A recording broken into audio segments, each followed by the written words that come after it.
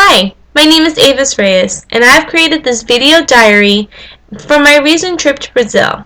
I have learned a lot on this trip, and since I am a student of education, I have decided to share with you some things I've learned about the education in Brazil. So, without further ado, here we go.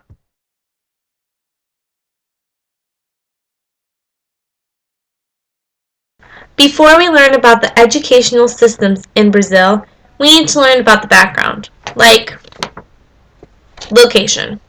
Brazil is located in the continent of South America. It is the largest country in the continent of South America, taking up almost half of the continent, about 47%. That's a lot.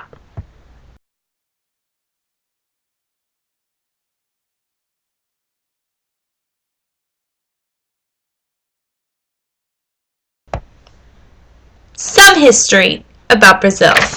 Brazil was given to Portugal as part of the Treaty of Tordesillas in 1494, and the first person to officially claim Brazil for Portugal was Pedro Álvares Cabral. The official language that they speak in Brazil is Portuguese. However, there are more than 180 native languages spoken in this country. It is also important to know that Brazil is not the only country in South America whose dominant language and culture comes from Portugal. Brazil has the sixth largest population in the world, about 148 million people, which has doubled in the past 30 years.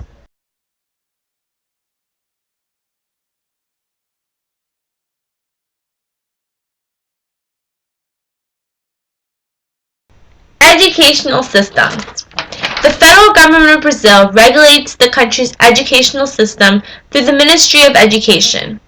The government provides each area of the country with educational guidelines, and the individual areas are responsible for implementing these guidelines. Now, in Brazil, it is mandatory for children to go to school from ages 6 to 14. Children under the age of 6 may be enrolled as long as they turn 6 before their first semester is over. These compulsory 9 years of education are known as fundamental education, which would be roughly translated into Portuguese as ensino fundamental, and are divided into two levels, ensino fundamental 1 and ensino fundamental 2. Now, in Brazil, these students are all placed into one class where all the subjects are taught in the same classroom.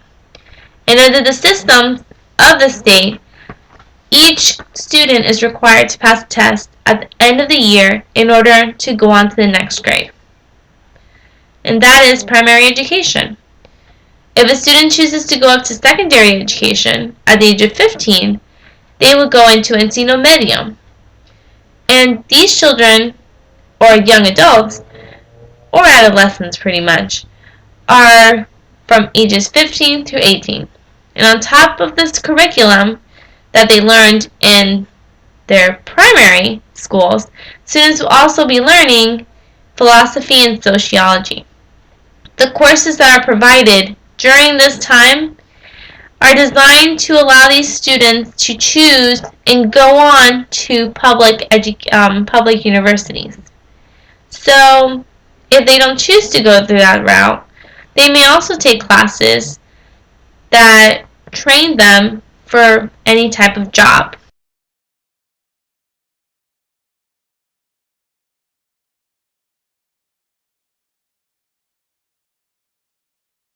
Teacher education. Teaching jobs in Brazil are open for teachers who have a license in teaching and have at least 2 years of experience in their area of concentration. Also, they are required to have a bachelor's degree in the area in which they desire to teach.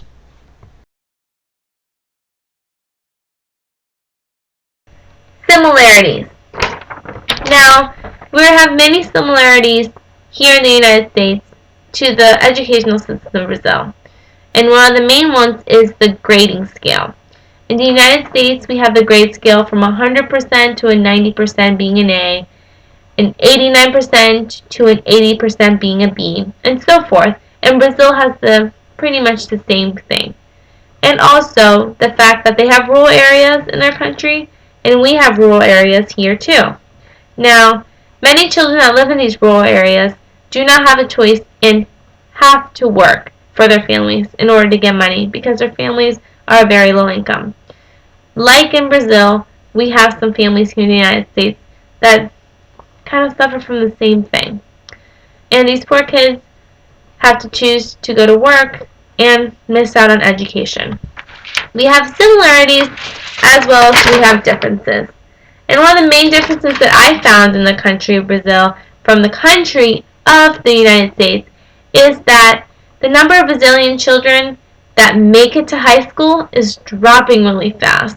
And most of the children only make it to 6th grade. And after that, they just drop out. They don't make it to the secondary education. Well, I hope that my video diary helped you learn about the educational systems of Brazil and some background information. This is all I have for tonight, folks. So until next time, see you later.